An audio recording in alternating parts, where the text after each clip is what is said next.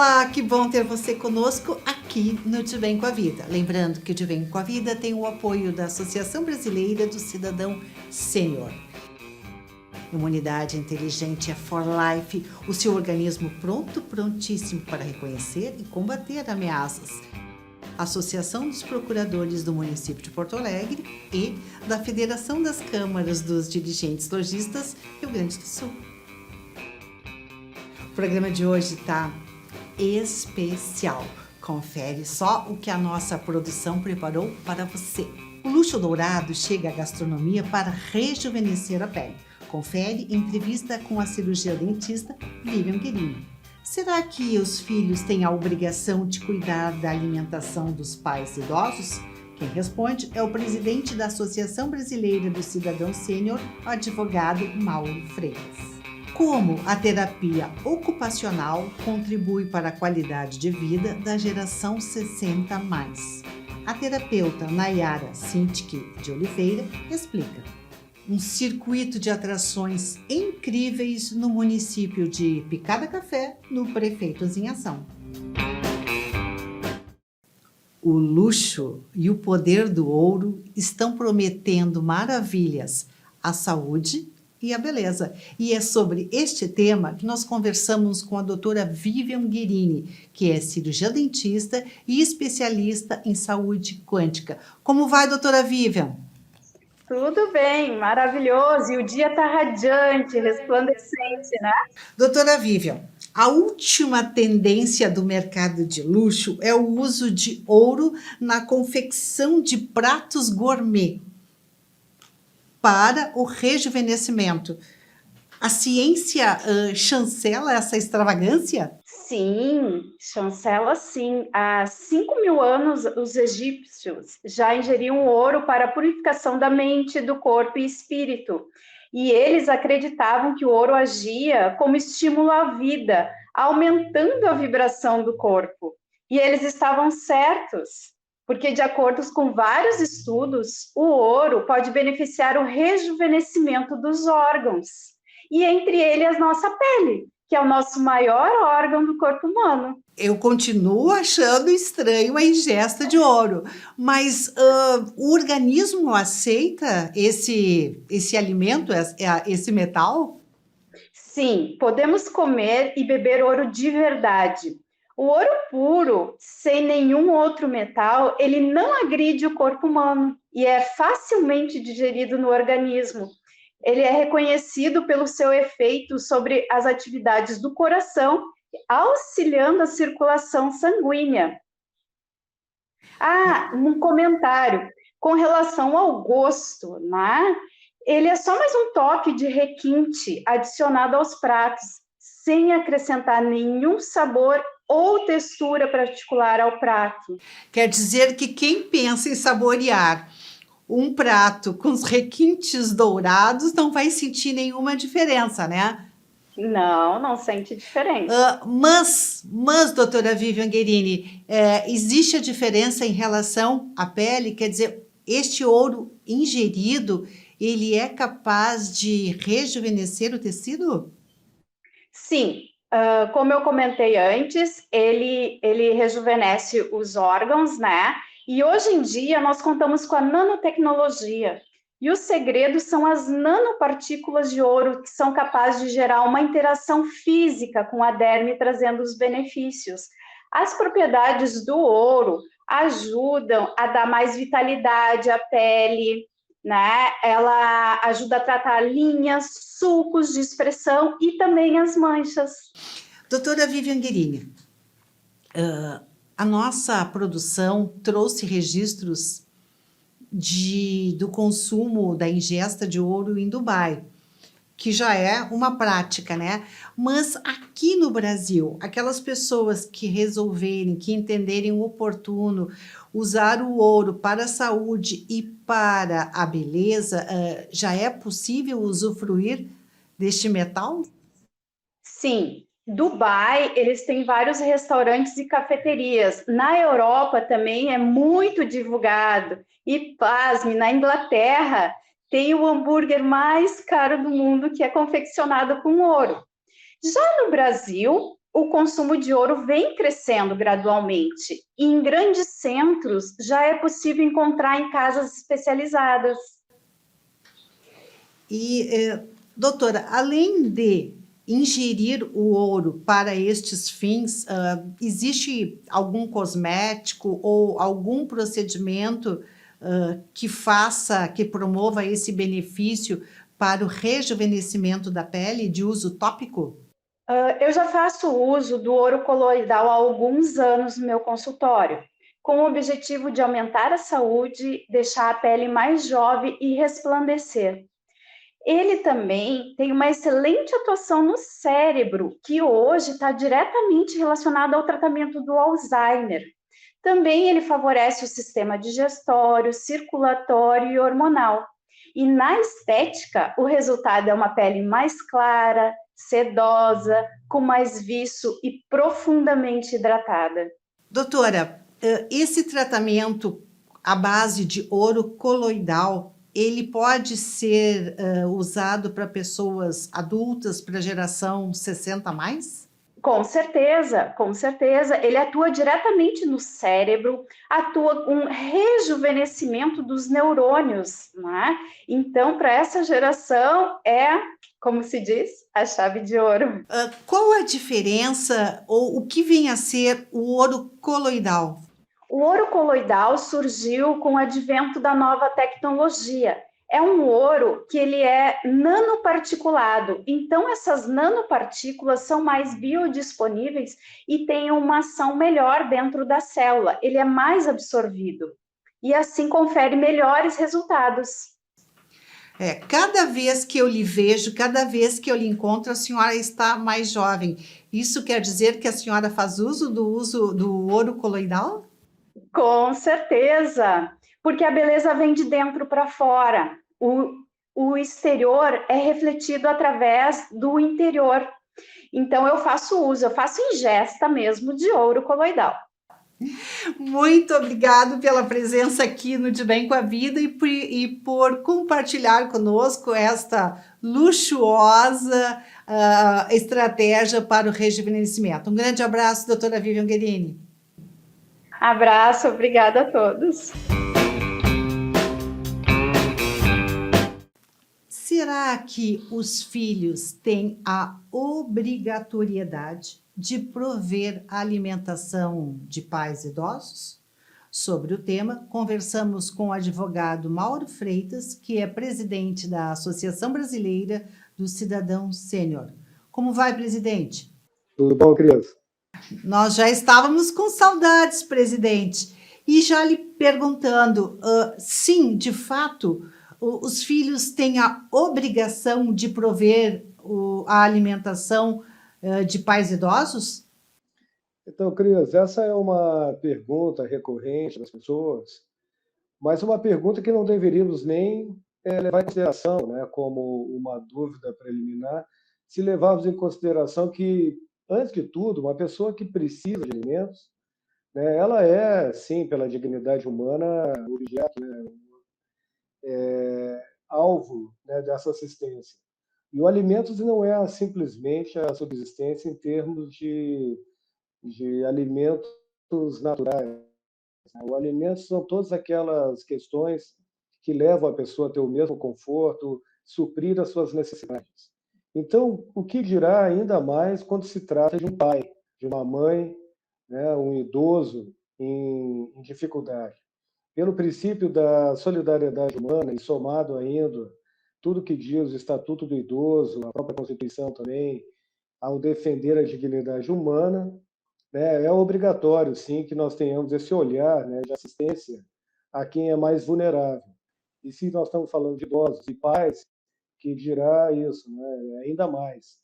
Mas realmente há uma dúvida a respeito se, assim como os pais têm obrigação em relação aos filhos, se os filhos também têm em relação aos pais. E a resposta, né, falando de forma genérica, mais abrangente, é que sim, ela há sim essa obrigação. Doutor Mauro, caso essa ajuda não aconteça de forma espontânea, existe algum recurso jurídico para que ela se consolide? Hoje está mais que consolidado, né, que existem sim as ações de alimentos que seguem as mesmas regras, né, dos pais, né, em relação aos filhos e dos filhos em relação aos pais, com relação aos vínculos familiares. Então, há sim essa obrigatoriedade. E aí é uma ação chamada ação, né, de alimentos, em que demonstrando, né, a pessoa que está buscando os alimentos, que é uma pessoa idosa, que tem filhos em condições de prestar esse alimento, ele tem direito a buscar suprir através dos filhos, né, através desse princípio que é uma solidariedade familiar. Agora, o que a gente tem que sempre lembrar é a necessidade da pessoa, né, quem vai ser o alimentado, né, o alimentando, e quem vai alimentar, né, o alimentante. Então, ainda que a pessoa tenha necessidades reais, né, mas que o filho não tenha essas condições, ele não é obrigado a buscar subsistência, né, de outros sem que antes garanta a sua. E assim também não adianta o filho ser rico, milionário, e a pessoa querer, em função disso, ter condições acima até do que sempre teve na sua vida. Essa é uma questão que a gente tem que lembrar sempre. Há que se levar ao equilíbrio entre a necessidade de alguém e a capacidade de outro de prestar esse alimento. Doutor Mauro, aproveitando a sua presença aqui no De Bem com a Vida, eu gostaria que o senhor nos atualizasse sobre o novo conceito de que velhice não é doença, por favor. Pois é, essa é uma questão que tem saído muito na mídia agora, Cris, tá? É em função da CID, né, que são aquele cadastro, né, que arrola os tipos de doenças, né, que devem ser colocadas em atestados médicos, até atestados de óbitos, né, que digam a razão, né, o que aquela pessoa foi acometida. O que acontece é que a Organização Mundial da Saúde ela faz uma revisão sistemática desses códigos, né, com novas doenças, com os novos conceitos que vão surgindo. E eles agora inseriram, né, dentro da CID-11, né, MG2A, que são os códigos que dão esses conceitos, a questão do envelhecimento, como uma das causas, né, que podem levar a algum tipo de quadro que levou a pessoa à morte ou algum tipo de enfermidade. Nós tivemos um grande debate sobre essa questão e uma das coisas que nós percebemos é que no Brasil nós temos a CID, né, como algo muito taxativo. Então, quando um médico coloca no atestado médico ali CID alguma coisa, a gente já sabe que ali é um problema hepático, cardíaco, né, e aquilo ali é muito taxativo. Diz que a pessoa é acometida daquilo e, por ter essa doença, ela é levada quase como uma sentença para processos também, para qualquer ambiente em que precisa justificar aquela doença. Como, por exemplo, para ter uma isenção de imposto de renda para quem teve câncer, né? Então, quem teve essa doença, está enfrentando essa doença, ela tem, por exemplo, direito à isenção do imposto de renda. Então, a Receita Federal leva em consideração aquela CIG. Só que a OMS, ela leva isso mais para fins de dados estatísticos. E ela quer realmente saber, na população mundial, como é que está sendo, né, levada a questão da saúde em cada região, onde tem maior índice de alguma patologia, doença. Então, o CIG ele é levado para outro objetivo, só que no Brasil ficou taxativo. Então, quando ele coloca na CID-11 o envelhecimento como uma das coisas a ser levada em consideração no contexto, o fato é que aqui no Brasil nós podemos ter uma interpretação muito objetiva e taxativa, que vai vincular envelhecimento como uma causa de doença, alguma coisa que possa justificar o CID. Então, está havendo uma discussão, não que a OMS, claro, entenda que alguém que chegou aos 60 a mais seja idoso, e por isso seja, então, doente. Não é isso. A CID quer demonstrar que o envelhecimento, né, o fato da pessoa já estar com uma senilidade, digamos assim, ela deve ser levada em consideração para a potencialidade daquela doença. Ocorre que aqui no Brasil, sempre, né, como a gente faz as interpretações muito dentro de um sistema de jeito positivo, é capaz das pessoas vincularem diretamente o envelhecimento à doença. Então, o que nós fizemos? Via Ministério da Saúde, via discussões que até foram levadas para o Conselho Nacional da Saúde e do Conselho também da Pessoa Idosa, de onde eu faço parte como conselheiro, nós discutimos essa questão, pedimos, orientamos a OMS para que não coloque essa palavra envelhecimento, para que não haja essa vinculação entre envelhecimento, que é uma condição pessoal e é uma fase da vida, né, que não tem nada a ver com envelhecimento. Uma pessoa pode ter 70, 80 anos e ser muito saudável, e uma pessoa pode ser adulta aos 40 e não ser saudável. Então, obviamente, envelhecimento não é doença. Perfeito, doutor Mauro. Mais uma vez, muitíssimo obrigado por estar no De Bem com a Vida e não fique tanto tempo longe de nós. Imunidade inteligente é for life, o seu organismo prontíssimo para reconhecer e combater ameaças. Lembre-se que De Bem com a Vida pode ser assistido através do YouTube e Facebook. Anota aí, De Bem com a Vida Talk Show.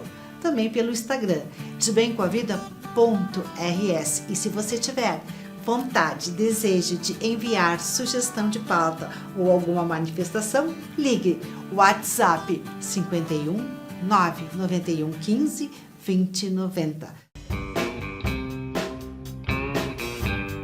Ser procurador de Porto Alegre, antes de qualquer coisa, é uma honra.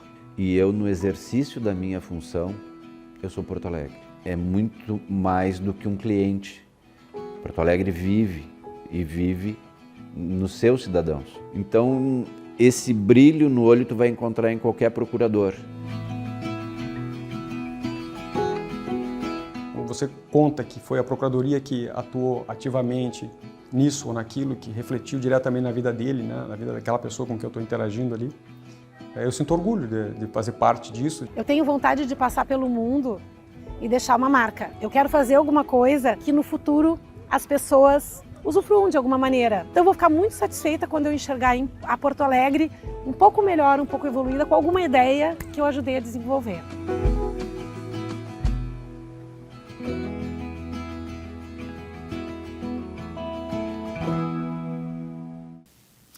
Muitas amigas me perguntam aonde eu compro minhas roupas. Eu vou revelar esse segredinho.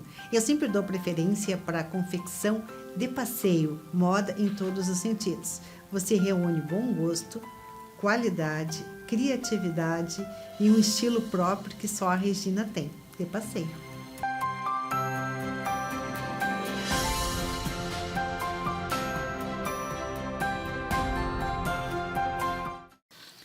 Você já pensou sobre a importância da terapia ocupacional para a geração 60+?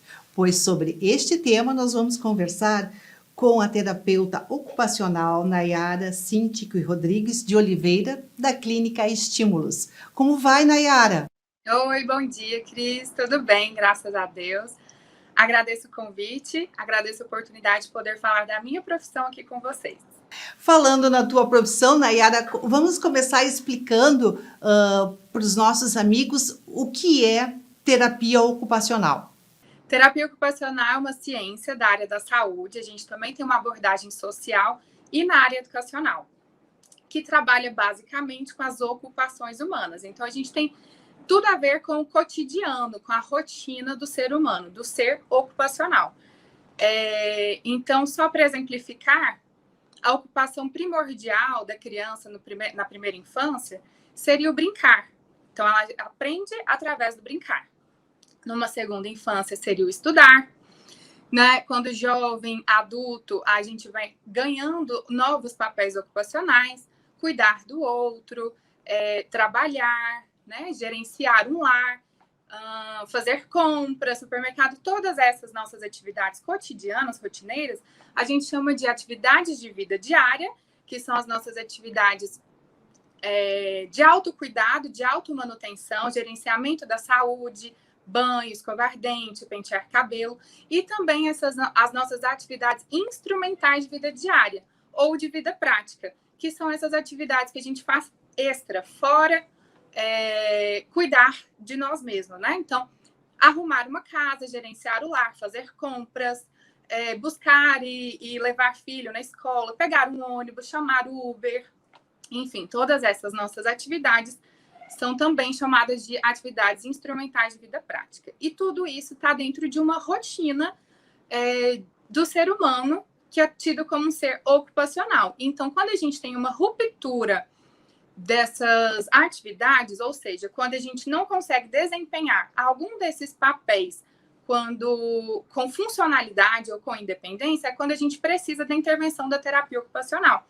Na vida sênior, né, na terceira idade, a gente tem um outro cenário ocupacional. Então, é quando a gente geralmente aposenta, a gente vai deixando alguns nossos papéis funcionais, como cuidar de outra pessoa, a gente passa muitas vezes a ser supervisionado, né? Então, a gente tem essa alteração do quadro, e eu estou falando também de um envelhecimento saudável.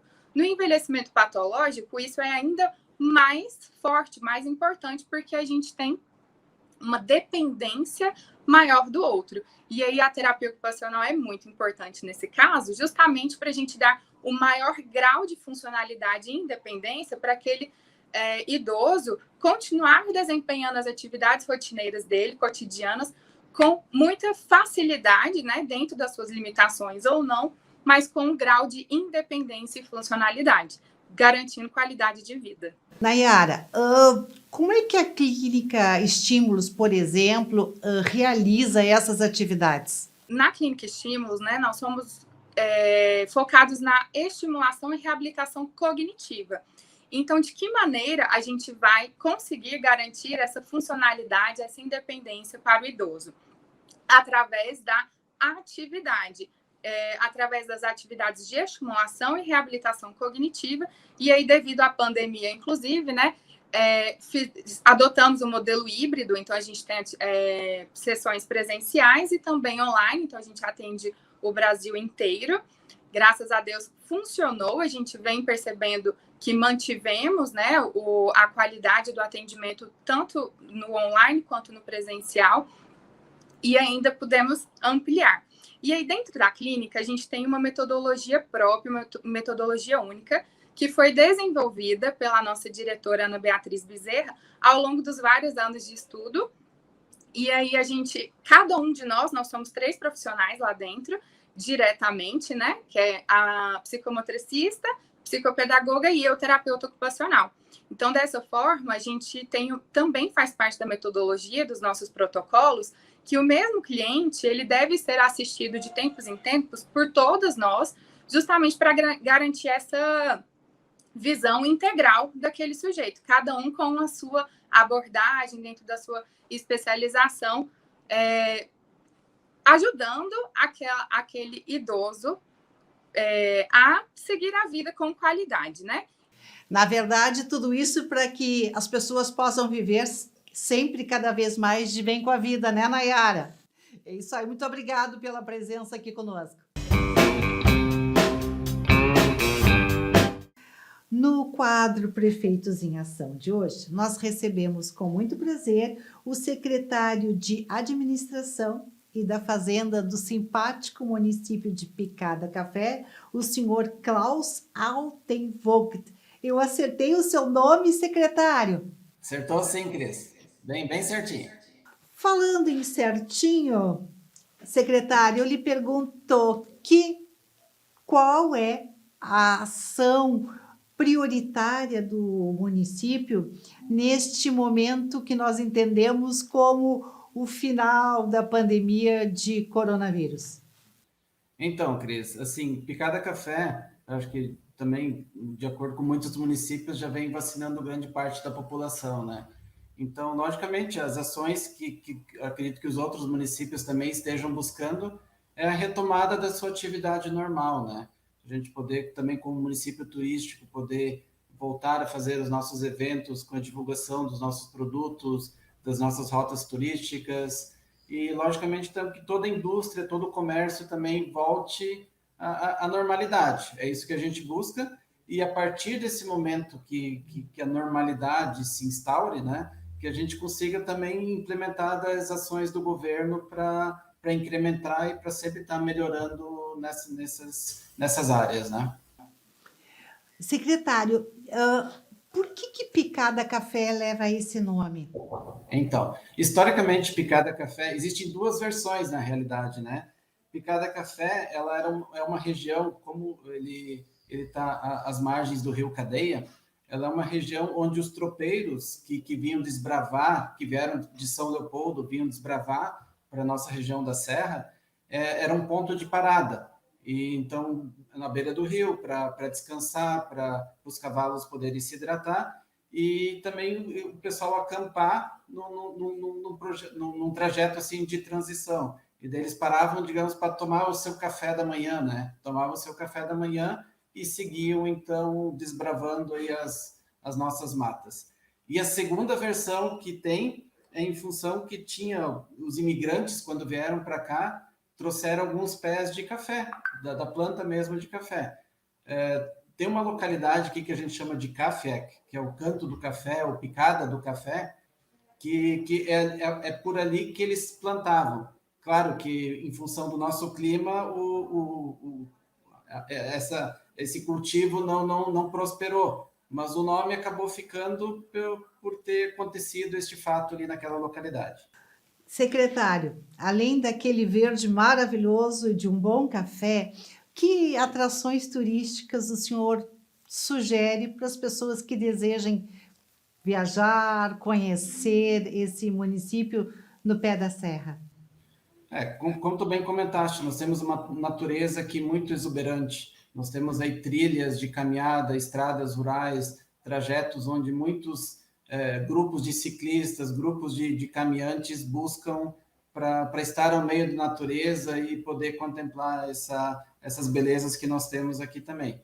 Mas como estrutura também o município possui o nosso Parque Histórico Jorge Kuhn, que é um parque que aos poucos a gente vem estruturando para poder receber visitantes com eventos que vem acontecendo. Inclusive, neste mês de outubro, nós começamos desde o início de outubro com a Feira do Livro, depois tivemos 2 finais de semana com a festa do Café Cuca e Linguiça, que é uma festa muito tradicional aqui no município, que também incrementamos com a Expo Veste, com a Expo Floria, com a Feira de Artesanato, que foram eventos que ficaram, que não aconteceram durante o ano no nosso calendário.